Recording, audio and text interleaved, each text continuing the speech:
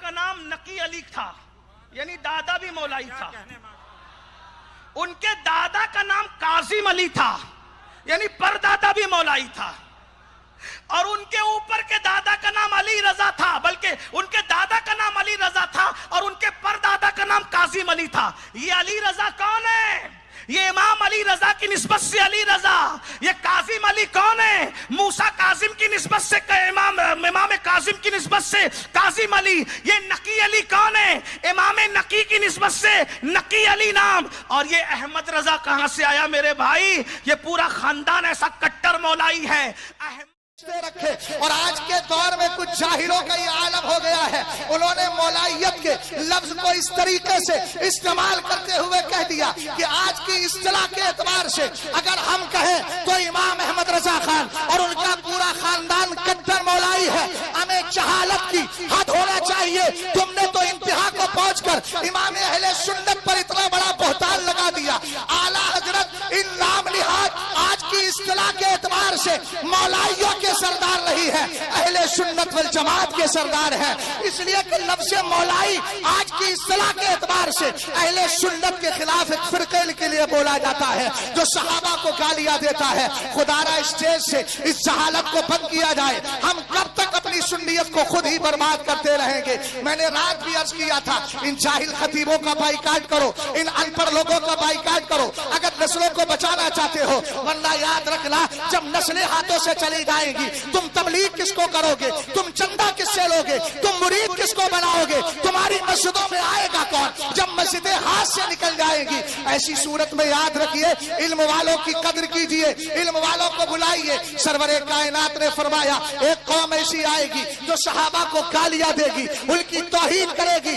آقا کریم علیہ السلام کہتے ہیں فلا تواکلوہم، ان کے ساتھ کھانا نہیں، فلا ولا تشاربوہم، ان کے ساتھ پینا نہیں، ولا تجالسوہم، ان کے ساتھ بیٹھنا نہیں، ولا تلاقوہم، ان کے ساتھ شادی بیاہ نہیں کرنا. آئیے اسی تناظر میں آگے بڑھتے ہیں. یہ لوگ امین المتین الکریم نہایت ادب و احترام کے ساتھ نبی آل نبی پہ درود و سلام کا ہدیہ پیش کریں. پڑھیں بآواز بلند اللہ رب محمد صلی اللہ علیہ وسلم نحن عباد محمد صلی اللہ علیہ وسلم صلاۃ و سلام علیک یا رسول اللہ صلی اللہ تعالی علیہ وسلم.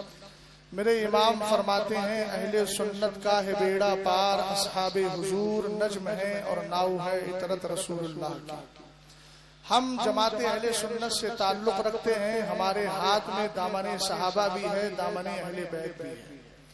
سرور کائنات صلی اللہ تعالی علیہ وسلم کی ایک حدیث پاک ہے جس کو ہر آدمی بڑے دھیان سے سنے اور آج کے دور کے اعتبار سے اس کا انطباق کرے. حضرت اسامہ رضی اللہ تعالی عنہ فرماتے ہیں ایک دن میرے نبی علیہ السلام تشریف فرماتے. کہاں تشریف فرماتے؟ ایک ٹیلے پر تشریف فرماتے. اشرف النبی صلی اللہ تعالی علیہ وسلم علی اطم من اطعام المدینہ. نبی کریم صلی اللہ تعالی علیہ وسلم نے اس ٹیلے پر سے جھانک کر نیچے دیکھا. اہل ممبر کی بھی خاص توجہ چاہوں گا. کچھ باتیں مجھ جیسے ناکار لوگ بھی کبھی کام کی باتیں کر لیتے ہیں.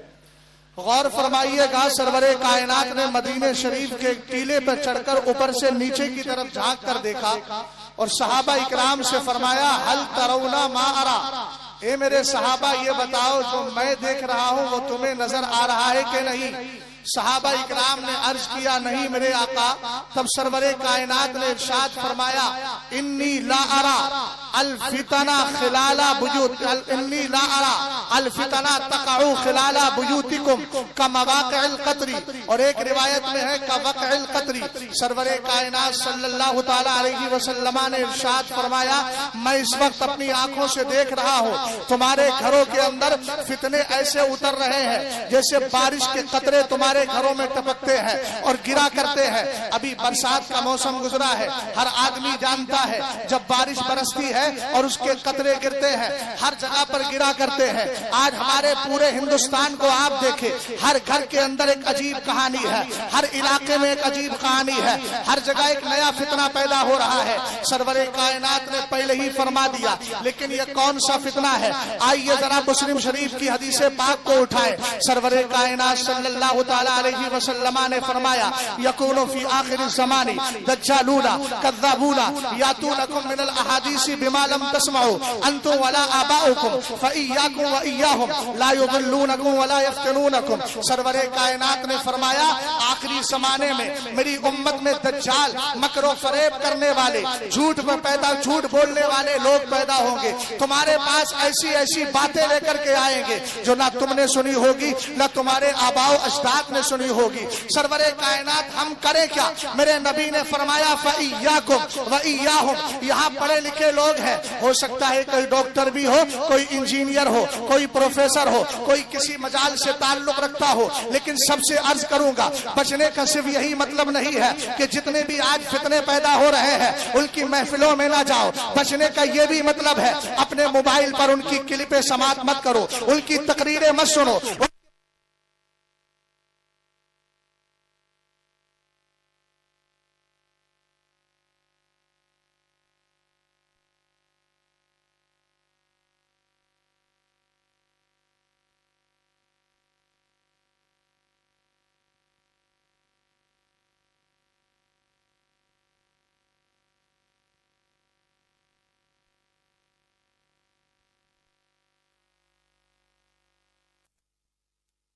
ان اللہ اختارنی واختار لی اصحابی فجعل لی منہم وزراء وانصارا واصحارا۔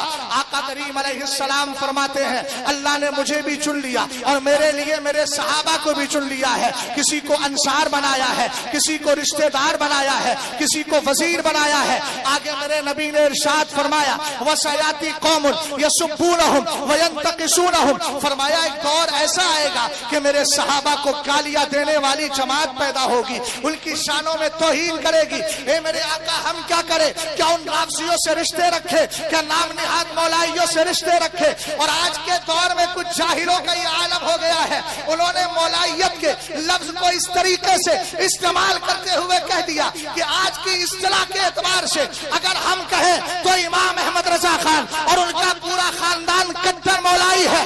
ہمیں جہالت کی حد ہونا چاہیے۔ تم نے تو انتہا کو پہنچ کر امام اہل سنت پر اتنا بڑا بہتان لگا دیا۔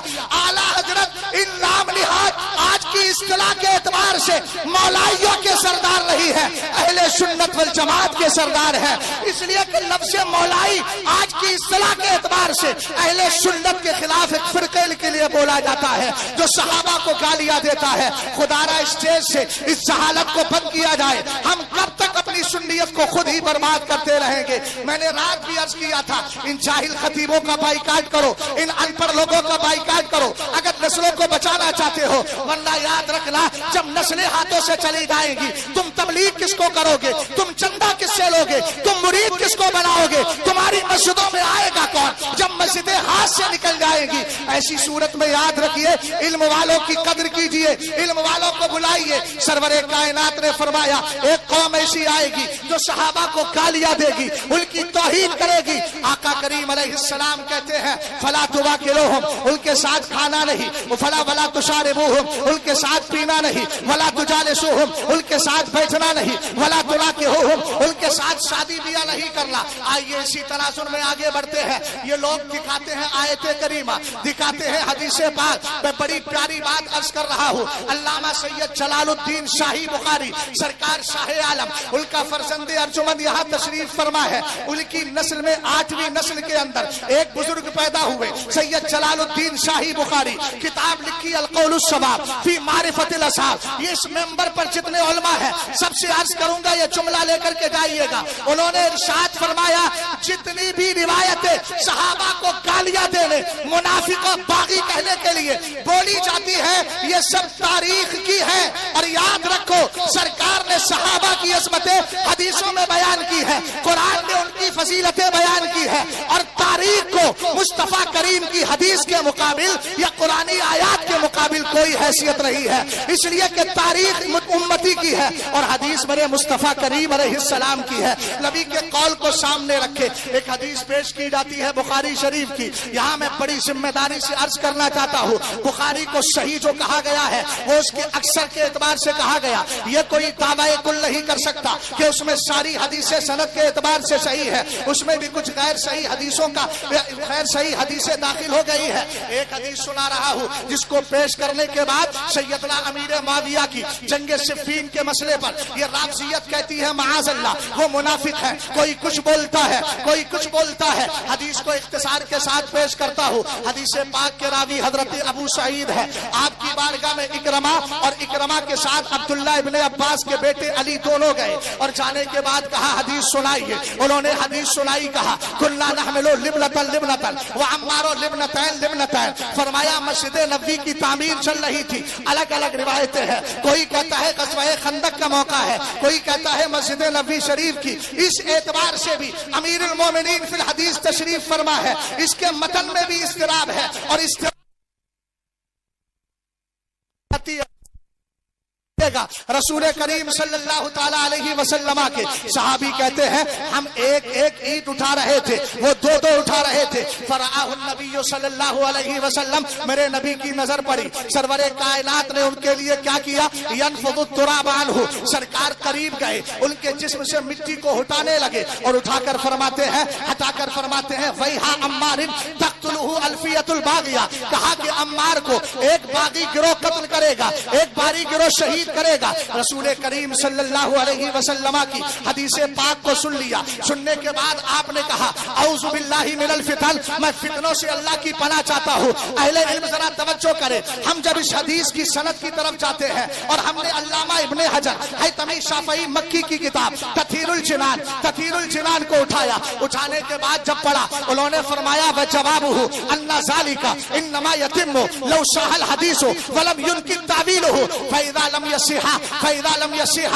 فَلَا يُسْتَدَلُّ بِهِ، فرمایا وَالْأَمْرُ كَذَلِكَ فَإِنَّ فِي سَنَدِهِ ضَعْفًا يَسْقُطُ الْإِسْتِدْلَالُ بِهِ۔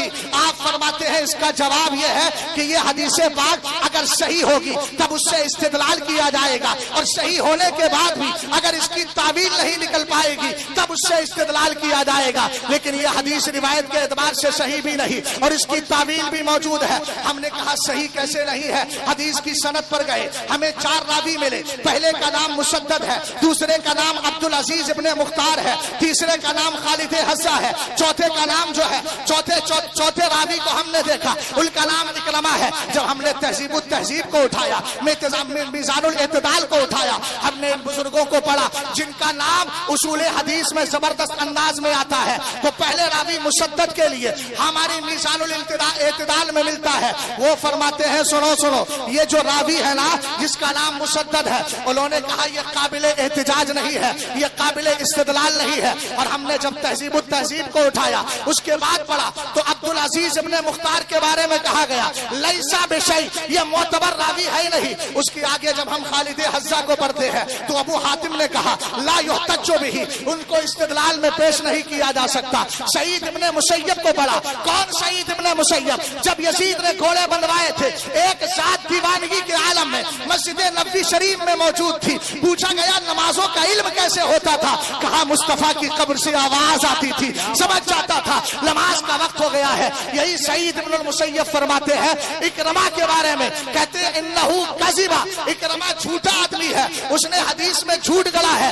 اس طرح کی سند کے اعتبار سے، اور یہ اہل علم بیٹھے ہیں، جب سند میں اتنی گڑبڑی ہو جائے تو پھر حدیث میں استدلال کیسے کیا جائے گا؟ ہم نے کہا دوسری بات اور سن لیجیے، اب اس کے متن پر آتے ہیں۔ آپ کا پہلا جملہ کیا ہے؟ تقتلہ الفیۃ الباغیہ، کہا لفظ باغی آ گیا، امیر معاویہ کو لفظ باغی بول کر کوئی منافق کہہ رہا ہے، کوئی کچھ بول رہا ہے، مگر ان ظالم کتوں کو بتا دینا ابھی امام احمد رضا خان کی یہ ٹیم مری نہیں ہے، تمہیں ناکو چلے چبانے کے لیے تیار ہے، تم جو فتنہ لے کر کے آؤ گے ہم اس کا جواب دینے کو تیار ہے، اس لیے کہ ہم نے کسی جاہل کو اپنا امام نہیں بنایا ہے، اس امام احمد رضا خان کو اپنا امام مانا ہے اور اس کی کتابوں کو پڑھا ہے، جس کی کتابوں کو دیکھ کر زمانے نے کہا اگلوں نے تو لکھا ہے بہت علم دین پر جو کچھ ہے الشدید و طلحہ رضا۔ تکبیر، توجہ فرمائیے، لفظ باغی پر آپ کو اعتراض ہے؟ تم نے لفظ باغی کی بنیاد پر منافق بھی کہہ دیا معاذ اللہ۔ ہم نے کہا 1400 سال میں مصطفیٰ کریم علیہ السلام کے صحابہ، مصطفیٰ کے تابعین، مصطفیٰ کریم کے صحابہ کے بعد تابعین، ائمہ مجتہدین میں کسی کو نظر نہیں آیا کہ امیر معاویہ منافق ہے۔ یہ آج کا ظالم جاہل آدمی دو چار کتابیں بھی نہیں پڑھتا، کلپوں سے اپنے سارے علم کا مبلغ بیان کرتا ہے، وہ کہتا ہے یہ باغی ہے۔ ہم نے کہا لفظ باغی کا معنی پوچھنا چاہتے ہو تو میں کسی اور کی بارگاہ میں نہیں لے کر جاتا، حضرت علی کی بارگاہ میں لے کر کے جا رہا ہوں، لیکن اس سے پہلے قرآن کی آیت پیش کرو۔ بغا یبغی کا معنی چاہنا بھی ہوتا ہے، بغا یبغی کا معنی خلاف کھڑا ہونا بھی ہوتا ہے، بغا یبغی کا معنی کسی کے خلاف سازش کرنا بھی ہوتا ہے، الگ الگ معنی آتے ہیں۔ ہم نے کہا کبھی ایسا بھی ہے کہ صحابہ اکرام کی دو جماعتیں آپس میں اختلاف کر لیں، ان کے لیے بھی لفظ بغا یبغی کا استعمال ہوا ہے، ذکر کیا گیا ہے، لیکن قرآن پاک کو پڑھے وَإِن طَائِفَتَانِ مِنَ الْمُؤْمِنِينَ اقْتَتَلُوا فَأَصْلِحُوا بَيْنَهُمَا فَإِن بَغَتْ إِحْدَاهُمَا عَلَى الْأُخْرَى فَقَاتِلُوا الَّتِي تَبْغِي حَتَّى تَفِيَّ فَإِن فَاءَتْ فَأَصْلِحُوا بَيْنَهُمَا بِالْعَدْلِ وَأَقْسِطُوا إِنَّ اللَّهَ يُحِبُّ الْمُقْسِطِينَ۔ سرور کائنات گوشت دراز پر تشریف فرما ہے، آپ کا گزر انصار کی جماعت کے قریب سے ہوا، آپ کے گوشت کو آپ کے دراز گوشت نے پیشاب کر دیا، وہاں عبداللہ ابن ابی منافق بیٹھا تھا، ناک کو بند کرنے لگا، صحابی رسول عبداللہ ابن رواحہ کو چلالا گیا، فرمایا سن تیری مشک سے زیادہ خوشبو مصطفیٰ کے دراز گوشت کے پیشاب میں۔ اسی میں اختلاف بڑھ گیا، وہی ہو گیا اختلاف۔ لیکن عبداللہ ابن ابی کی جماعت جو انصار کی جماعت تھی وہ تو صحابہ تھے، ان کا اختلاف کس سے ہو گیا؟ عبداللہ ابن رواحہ کی جماعت سے ہو گیا، آپس میں اختلاف ہوا، قرآن کی آیت اتر گئی۔ میں نے کہا اب لگائیے فتویٰ، یہاں پر بھی بغا یبغی کا کلمہ ہے، کیا حکم لگاؤ گے؟ یاد رکھنا رسول کریم صلی اللہ تعالی علیہ وسلم کے صحابہ میں جو اختلاف ہوا ہے اس کا ہرگز یہ مطلب نہیں لفظ باغی کی بنیاد پر کسی کے خلاف زبان درازی کی جائے۔ اور دوسری بات سنیے گا، ہم نے جب بخاری شریف کے قدیم نسخوں کو تلاش کرنے کی تحقیق کی اور اس کے بعد پتا چلا قدیم نسخوں میں یہ الفاظ ہے ہی نہیں، تقتلہ الفیۃ الباغیہ اس میں موجود ہی نہیں ہے۔ ہم نے کہا جب موجود نہیں ہے اب بعد میں کس نے بڑھائے؟ ایک راوی ہے جس کا نام غالباً برکان نام کا ایک راوی ہے، اس نے اس میں اضافہ کیا ہے۔ ہم نے کہا کئی طریقے سے اس میں جو ہے کئی طریقے سے جرح کی جاتی ہے۔ اب آگے بڑھیے گا، رسول کریم صلی اللہ تعالی علیہ وسلم کے دیوانوں حضرت علی سے پوچھتے ہیں، اے علی یہ بتاؤ جو آپ کے خلاف کھڑے ہوئے تھے، اعلیٰ حضرت نے تو اعتقاد الاحباب فی الجمیل والمصطفیٰ والآل والاسام میں ترجمہ یہی کیا ہے۔ ابھی میں متن پڑھوں گا، اس کے بعد ترجمہ اعلیٰ حضرت کا کرتا ہوں، ذرا غور فرمائیے گا۔ حضرت علی رضی اللہ تعالی عنہ ہے، کتاب کا نام شرح المقاصد ہے، معتبر کتاب ہے باب عقائد میں۔ وہ فرماتے ہیں فالمخالفون بغاة لخروجهم على الامام الحق لشبهة وهي تركه القصاص ولقول النبي صلى الله عليه وسلم تقتله الفية الباغية وقد قتل على يد اهل الشام ويقول علي رضي الله تعالى عنه اخواننا بغوا علينا ليسوا كفارا ولا فسقة ولا سلامة لما لهم من التعبير۔ ذرا محبت سے بول جائیں سبحان اللہ۔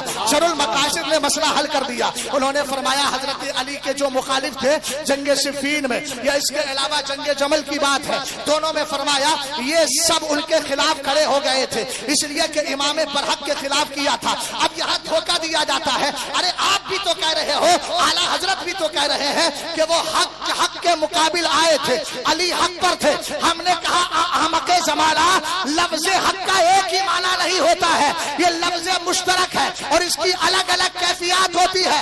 اس اعتبار سے اگر تو دیکھے گا تو اس کے معنی سیاق و سباق کے اعتبار سے بدل جاتے ہیں، قرائن ظاہرہ باطنہ کی بنیاد پر، لفظیہ حالیہ کی بنیاد پر معنی بدل جاتے ہیں۔ رسول کریم صلی اللہ تعالی علیہ وسلم کے دیوانوں ذرا غور کیجیے گا، حضرت مولا کائنات کے مقابل جو کھڑے ہوئے ایک شبہ کی بنیاد پر انہوں نے کہا تھا امیر معاویہ نے آپ حضرت عثمان غنی کے قاتلوں سے بدلہ لو، حضرت علی رضی اللہ تعالی عنہ نے حالات کے تناظر میں آپ نے ان سے بدلہ لینا مناسب نہیں سمجھا. اب دونوں کا اجتہاد ہوا. اب یہ اجتہاد ہم پوچھتے ہیں, آج کے ان جاہلوں سے نہیں پوچھیں گے, امام غزالی سے پوچھتے ہیں. امام غزالی فرماتے ہیں ان اختلاف علی و معاویہ کان مبنیا علی الاجتہاد. امیر معاویہ اور علی کا اختلاف اجتہاد قرآنی پر تھا.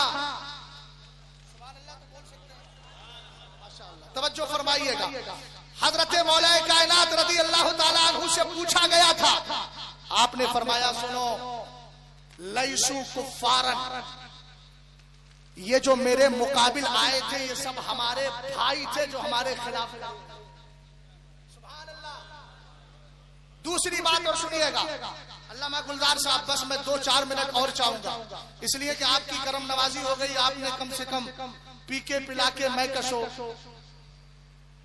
کچھ تو بچی کچی ہو دو, قطرہ دو قطرہ ہی صحیح, کچھ تو بڑا انعام دو. آج ایک ذہن یہ بنتا ہے کہ لوگ اپنوں کی تقریر کرواتے ہیں. میں نے کہا یہ ذہن بالکل غلط ہے. محنت کرتے ہیں الحمدللہ, اور کوشش یہی رہتی ہے کہ ہمارے جو مہمان آئے ہیں ان کی گفتگو کرائی جائے. آج بھی رات بھی انہوں نے مجھے پوری طریقے سے صاف کر دیا, اور اب بھی ان کا ارادہ یہی تھا, لیکن کرم نوازی ہو گئی. صاحب احسان مانتا ہوں. ذرا غور فرمائیے گا, رسول کریم صلی اللہ تعالی علیہ وسلم کے پیارے صحابی حضرت علی کا کہہ رہے ہیں, ارے بھائی علی کو مانتے ہو تو علی کی بھی مان لو نا. حضرت علی نے کہا لیسو کفارن, لا تو یہ کافر تھے, ولا ظلمتن, لا یہ ظالم تھے, ولا فسقتن, لا یہ فاسق تھے. اے میرے مولا کیوں نہیں تھے؟ فرمایا لما لہم من التاویل, اس لیے کہ ان کے پاس ایک تعویل تھی, اور اسی تعویل کی بنیاد پر یہ چیز انہوں نے کی. پتہ یہ چلا سنیو, جب مجتہدین کے درمیان اختلاف ہوتا ہے تو ہم وہاں پر انگلیاں نہیں اٹھاتے. یہ مجتہدین قربان ہے ان صحابہ مجتہدین پر. حضرت امیر معاویہ عام صحابی نہیں ہے, اللہ نے منصب اجتہاد پر فائز کیا تھا. اسی لیے تو عبداللہ ابن عباس کی روایت ہے بخاری شریف کی, ابن ابو ملیکہ آئے, کہنے لگے اوترا معاویہ تو برکاتن, امیر معاویہ تو ایک ہی رکعت پڑھتے ہیں وتر کی. آپ نے فرمایا ماہ زبان بند کر, فإنه قد صحب النبی صلی اللہ علیہ وسلم, وہ نبی کے صحابی ہے, جو دیکھ کر رہے ہیں وہ دیکھ کر ہی کر رہے ہوں گے, ان کے پاس اپنی دلیل ہوگی. بس آخری بات عرض کر رہا ہوں, مجھے یہ بتائیے جنگ صفین پہلے کی ہے یا صلح حضرت امام حسن پہلے کی؟ جنگ صفین پہلے ہے نا, جلدی بول دیجیے, آپ جتنا جلدی بول دیں گے اتنی جلدی ختم ہو جائے گی. جنگ صفین پہلے ہوئی نا, صلح امام حسن بعد میں ہوئی. میرے سرکار نے کیا کہا تھا, لعل اللہ یصلح بہ بین فئتین عظیمتین من المسلمین. سرکار نے کہا تھا یہ میرا بیٹا ان ابنی ھذا سید, یہ میرا بیٹا حسن سردار ہے. بولیے بولیے سردار ہے. کہا اس کے ذریعے اللہ مسلمانوں کی 2 بڑی جماعتوں کے درمیان صلح کرا. ہم تو سند مصطفیٰ علیہ السلام کے اہل بیت ہی کے لے کر آ رہے ہیں.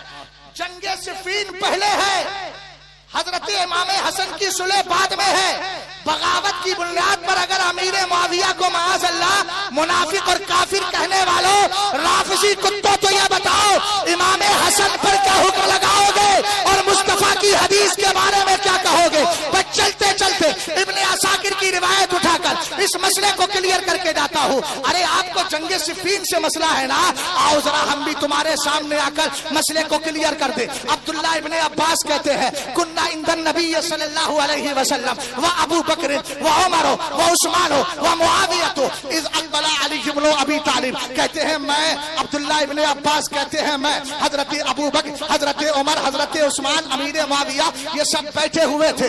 اتنے میں مولا کائنات آ گئی. سرور کائنات نے کہا یا معاویہ تو اتحب علی, اے معاویہ تجھے میرے علی سے پیار ہے؟ کہنے لگے فواللہ الذی لا الہ الا ہو انی لاحبہ حبا شدیدا. کہا میں قسم خدا کی قسم کھا کر, خدا کی قسم یاد کر کے کہتا ہوں میں علی سے ٹوٹ کر محبت کرتا ہوں. یہ اس نبی کے بارے میں اس نبی کے پاس جواب دیا جا رہا ہے جس کی نظر یہاں بھی ہوتی ہے اور یہاں بھی ہوتی ہے. جواب اگر خلاف ہوتا تو جب اس کے بعد بارے میں بتا دیا جاتا. سرکار نے فرمایا انہا ستکون بینکما ہنیئۃ, تم دونوں کے درمیان ان قریب جنگ ہوگی. ان قریب جنگ ہوگی. حضرت امیر معاویہ نے کہا فما یکونو بعد ذالک, حضور اس کے بعد کیا ہوگا؟ میرے نبی نے فرمایا عفو اللہ وغفرانہ والدخول الی الجنہ. فرمایا اس کے بعد اللہ کی طرف سے بخشش بھی ہو جائے گی, مغفرت بھی ہوگی, جنت میں داخلہ ہوگا. اب کچھ بچا ہے صحابہ سب کے سب رشد و ہدایت کے نجوم. تم کرو تحکیم فیصلہ, تم کرو تحکیم ان کی. ہم کو کب درکار ہے؟ اہل سنت کا ہے بیڑا پار. اصحاب حضور لجم ہے اور لاؤ ہے. اطرت رسول اللہ کی. یہاں جتنے خطبہ تشریف فرما ہے سب سے گزارش کروں گا اعتراضات کے جوابات دیجئے. بہت سے سنی یہ کہہ کر گمراہ ہو جاتے ہیں کہ ہمارے پاس تو فلاں کا جواب ہی نہیں ہے. ہم نے کہا آج تقریریں روایتی نہ کیجئے, صرف واقعات پر اکتفا کر کے. اما ابا کی فضیلت یقیناً قرآن و حدیث سے ثابت ہے, میں اس کا انکار نہیں کرتا, لیکن صرف آنکھوں میں 2 قطرے لا کر قوم کو رلا کر یہ قوم کا حل نہیں ہوگا. اس وقت ضروری ہے چاہے کتنے بھی انجینئر آئے, چاہے کتنے بھی الٹے سیدھے لوگ آئے, ان سب